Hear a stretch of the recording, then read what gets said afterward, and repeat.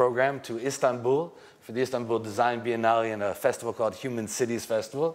And it kind of continued like that. So people would invite him, usually from subsidized projects, so that part was important. And he'd get the production fees out of that. He'd get the ability to go and perform. He would never be paid for his performance.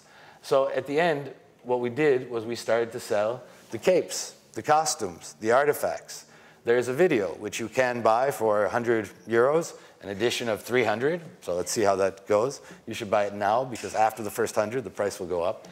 And we also sell photographs and stories and other performances. So there's a kind of like, through the performance itself, a lot of commercial output came through him, and that's how we try to pay ourselves to do the next project and to keep going. This is something else again.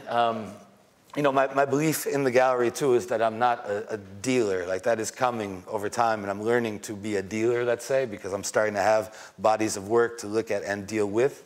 But in the beginning, it was more about playing a role in my community. And I don't like the pressure that a lot of commercial galleries have to join the fair circuit. I don't know if you pay any attention to that, but there are art fairs, there are like trade shows, and commercial galleries make their money now by bouncing around the world to them. They're huge cost, huge risk, and you have a condensed, very good audience to meet. And I think it's important for business. On the other hand, what I thought was more important to the reason why I ended up doing this was to be active in the place where I lived and to take this simple, humble value about how art can change your perspective and empower you and put it into play in my neighborhood.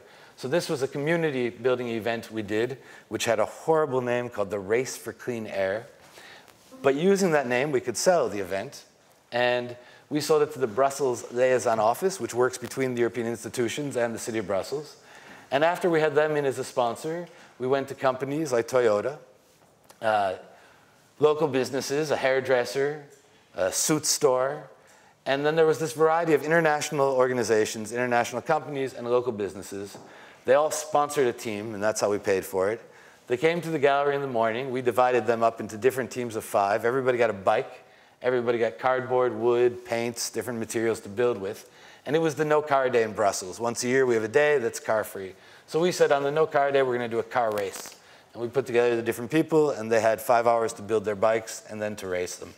And it was fun. It was a nice day in the street. It finished with concerts, barbecue, and these kind of little activities in the first 2 years were also very important in covering the rent, in producing things that were more difficult to sell, and in sustaining the project and growing.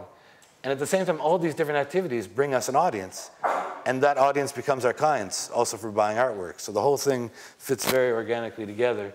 That's another example. That was a job we did for the United Nations a couple years ago. Every year, the United Nations Regional Information Center